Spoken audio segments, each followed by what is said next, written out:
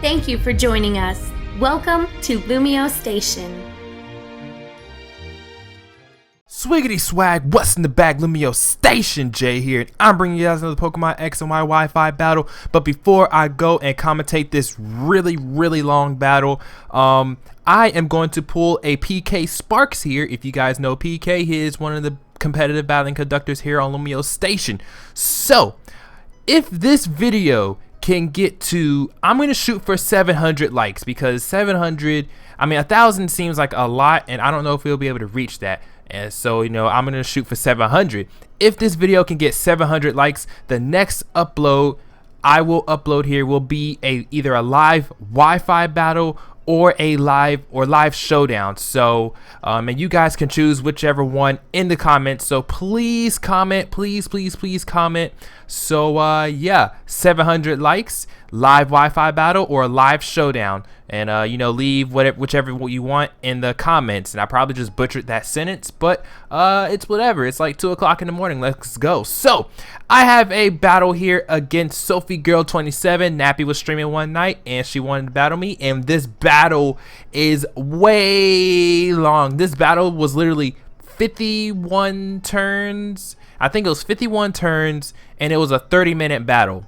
This battle was literally 30 minutes long, and it's a lot of switching. Like, this battle is nothing but switching in and out of Pokemon and everything like that. That's all this battle is. Yeah,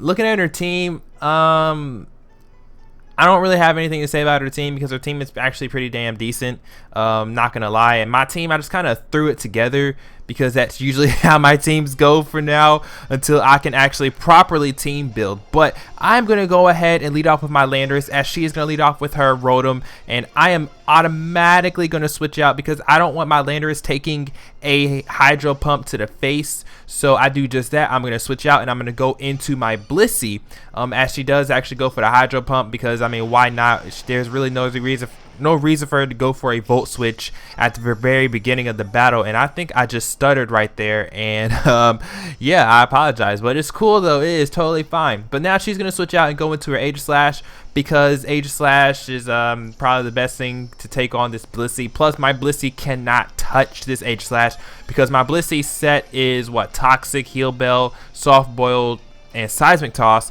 And you know, my only attacking move is Seismic Toss, and I can't touch that with Aegislash because Aegislash is Ghost. So I'm gonna go back into my Landorus to get the Intimidate drop, just in case she wants to go for a Swords Dance or something, which she actually does go for the Swords Dance. So now she's technically only at +1 and not +2. Plus now I can Earthquake this thing and potentially kill it.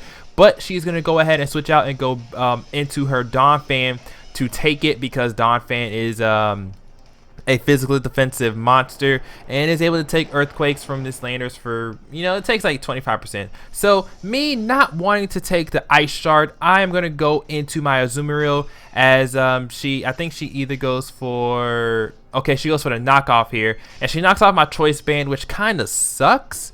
I mean, it's good because I can switch up moves now, but it also sucks because now I am I lost my attacking power. But now I'm gonna go out into my Latios, predicting her to go out into her Venusaur, predicting me to go for the Waterfall and or Aqua Jet, which she actually does just that. So this was actually a really nice prediction by me. I'm not trying to boast or anything, but I honestly do not predict much in battles ever, because I'm always scared that it'll bite me in the butt. But this time it didn't bite me in the butt, and now I go for the Psyshock. I kind of wish I had Psychic on my Latios instead of Psyshock. I'm not sure if Psychic would have killed from full HP, but it does do a considerable amount of damage to his Venusaur, as the Venusaur does go for the Sludge Bomb. Right here, she's going to switch out and go into her Aegislash with me to go for another Psyshock, which I do just in case, because I just wanted to kill the Venusaur, because Mega Venusaur is a huge threat. It's really bulky, and I just cannot have that thing lying around. But she does go into her Aegislash. I'm going to switch out and go into my Landorus, because my Landorus is the best thing I have to handle this Aegislash, because, you know, I do have the Intimidate, I do have the super effective Earthquake, and I'm pretty sure that my Landorus can take a nice Shadow Sneak or whatever from this thing, which she does go for, and Landorus doesn't even take like 25% from that. That's like, I don't even know how much that is, but leftovers literally just recovered most of that damage. So she's gonna switch out and go into her Rotom, predicting me to go for the Earthquake. And I think she predicted me to go for the Earthquake, which I actually just go for the U-turn because I knew she was gonna switch out into something. I didn't really know what, but I just knew she was gonna go into something else. But now I'm gonna go into my Charizard. Now I go into Charizard not really thinking about what item that Rotom was holding, because most Rotoms I run into are Chesto Berry. So I go into my Charizard, I Mega Evolve into Y, and I'm about to go for the Solar Beam,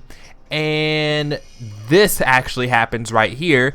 She outspeeds me, so I'm like, okay, she outsped me. That thing is Scarfed. That is a Scarf Rotom. So now that I know that Rotom is Scarfed, I could play around that a little bit better, because I didn't know what item it had on it. But now she goes into her Sylveon. This Sylveon gave me so much trouble because, first of all, it takes this Solar Beam pretty damn well. Not only that it takes this Solar Beam, but the incoming Fire Blast, mind you, it is Sun boosted. Well, actually, hang on. She's going to go for the Protect first to get back some HP as I go for the Fire Blast. And yeah, actually I think that Protect mattered. That Protect so mattered now that I actually look back at this battle, because if she didn't go for the Protect, that would have been a dead Sylveon right there. That would have definitely killed. So that leftovers recovery helped her so much right there. Not even gonna lie, like, you guys saw that, because that was a Sun boosted Fire Blast from a Mega Charizard Y, guys. Like that. Oh my gosh, I was so sad. I was so sad and so mad when that didn't even kill. I was like, oh my goodness, are you kidding me? Like, are you kidding me? This Sylveon is the bane of my existence right now. Like, I love Sylveon. I love using this thing, but when other people use it against me, I'm just like, really? Come on now. Because now that thing is back at full HP. But she's going to switch in her Venusaur as Death Fodder, because, I mean, there's really no point in her having a Venusaur anymore, because it's at a range of HP where it's not going to take a hit from most of everything on my team. But now she's going to go into her Rotom to scare out my Charizard, which, you know, I am scared because, I mean, the Rotom is Scarfed. It outspeeds me, so I'm not going to sit there and leave my Charizard in to die, because I want my Charizard around. So she goes for the safe Hydro Pump here, and I switch in my Blissey to take it, because Blissey is my is technically my special defensive wall, but its spread is 252 defense, 252 special defense, because you don't need any investments in HP really, because it has a lot of HP. But she switches in Aegislash because Aegislash is the best thing to take on my Blissey, and you know my Blissey is basically walled, so I can't do anything. So obviously we're gonna rinse and repeat, go back into Landorus, because, you know, why not? I mean, my Landorus can take on this Aegislash pretty well. And I think she actually switches out here, and she goes into her Rotom, predicting me to go into my Landorus, which was actually a really good play by her. And now she is about to play me like a book. She is about to read me so well. I switch out and go into my Blissey, and here comes the trick. So now my Blissey is basically locked into a single move, and yeah, it kind of sucks because, first of all, she took my leftovers. Second of all, I have the Choice Scarf. Blissey doesn't need this scarf at all, but this also kind of bites her in the butt a little bit, because now my Charizard Y outspeeds her Rotom. So now she can't really scare out my Charizard with her Rotom, because my Charizard now outspeeds it. But now I just go for the Toxic, just to, you know, just in case she wants to try to stay in with her Rotom for a while or anything like that, get some residual damage on the Rotom. And now she's actually going to switch out her Rotom and go into her Sylveon, and I'm like, well, I kind of figured you was going to switch out, so let's stay in and let's go for another Toxic. So I do just that, and I get the Sylveon, and I'm like, yes. Now if this thing wants to try to stay in and stall, it can't, because it's going to die to Toxic damage. But then I'm like, wait a minute. Don't Sylveons get Heal Bell? Like, don't they get Heal Bell? So I switch out and I go into my Landorus. No, I don't. Why did I say Landorus? I go into Azumarill because I want to try to get some damage on this thing. And she goes for the Heal Bell, and basically those two turns that I went for the Toxic were complete wastes.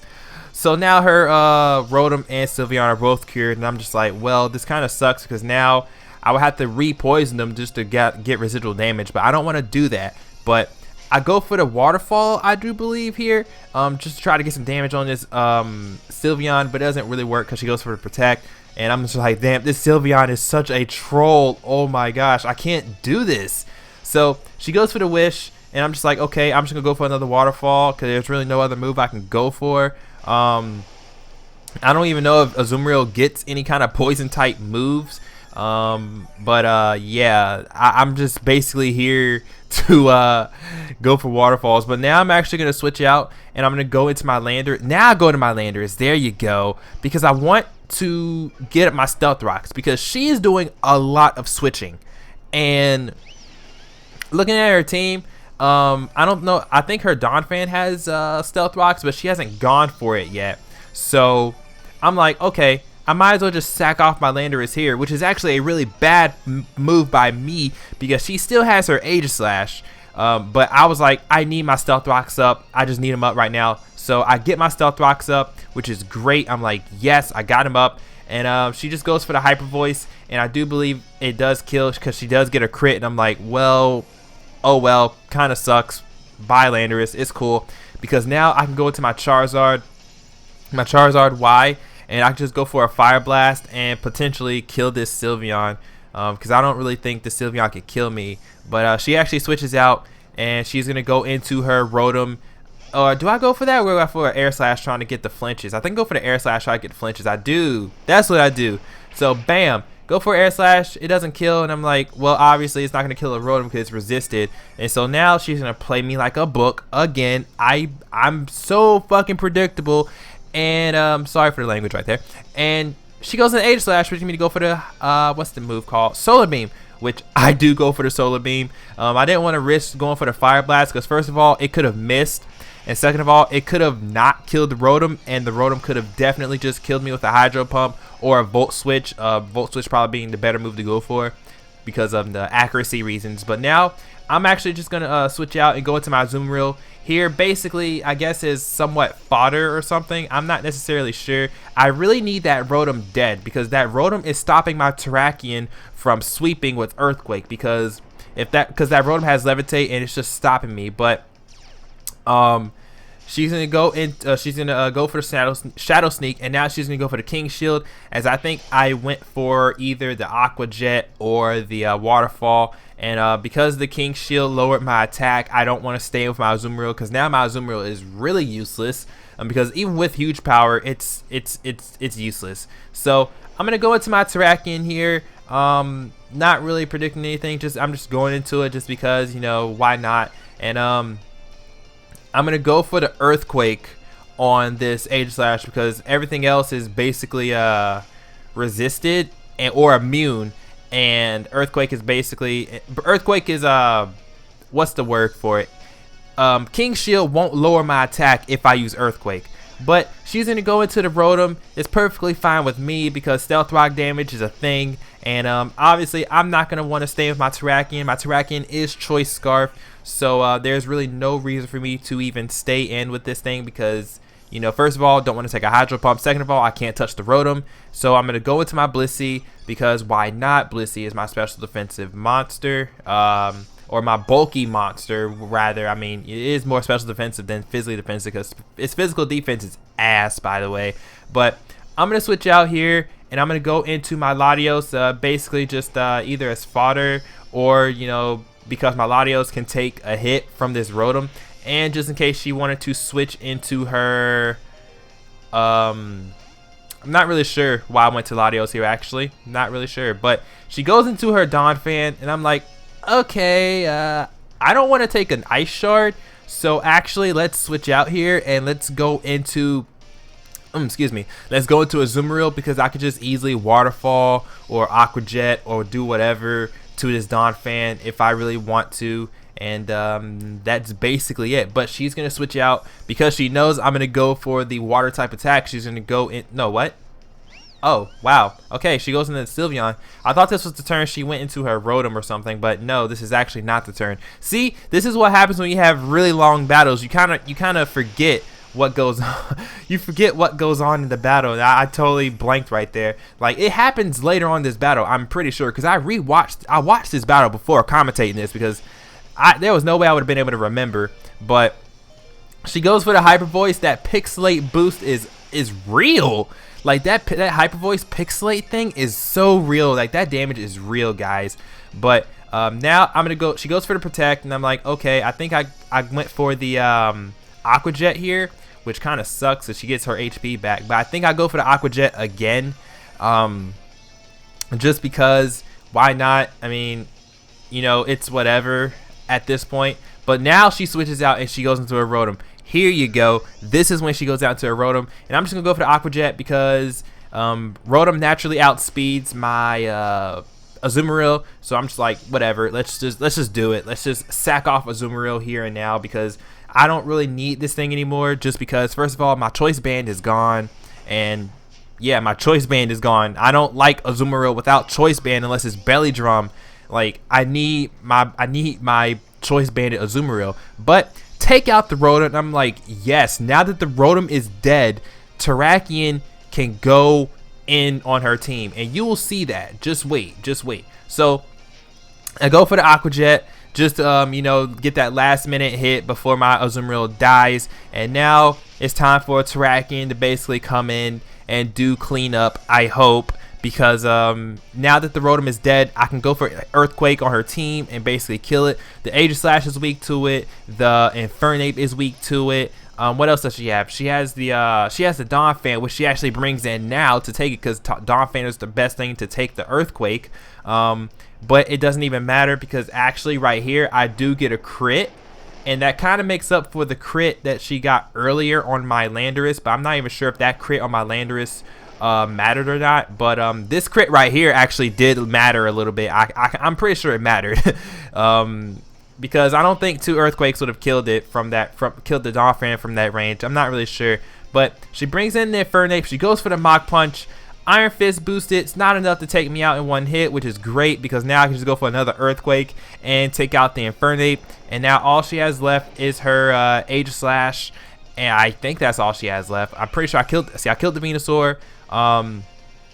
No, she has the Sylveon. Frick, the Sylveon is still a thing. It's still a thing. She and thanks to Stealth Rock damage, even though she's gonna go for the Protect, I will still be able to kill with an Earthquake after she gains back the leftovers recovery. Earthquake should still be enough to take out the Sylveon, because this Terrakion is adamant. She tries to go for another Protect. No double Protect here, lady. No. And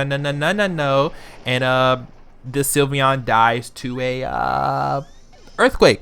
So I think now what she has left is the Aegislash, and I think she basically gave up at this point. Either that, or I don't know, because I don't think Aegislash can really do anything to my Terrakion, because unless she has Sacred Sword, but she had to outspeed me first, and she's not going to be able to do that because yeah. But she gets the double King Shield. Not sure how she gets the double King Shield, but not the double Protect. Like, come on now. That's cool. That's really cool. But now she just basically said whatever, GG, and it was GG. Like, this was a really good game, a really long game, a lot of switches. I guess, you know, predictions, a lot of predictions on her side, not really too many on my side. I basically played very predictably, if you want to call it that. But yeah, if you guys enjoyed this insanely long battle, leave a like, comment, subscribe. I know I said at the very beginning, 700 likes, you'll get either a live Wi-Fi battle or a live showdown. Yeah, leave whichever one you want in the comments. Also leave, you know, whatever Pokemon you want to see me use in the comments as well, and I'll try to make that happen, and I will check you guys out later. Peace.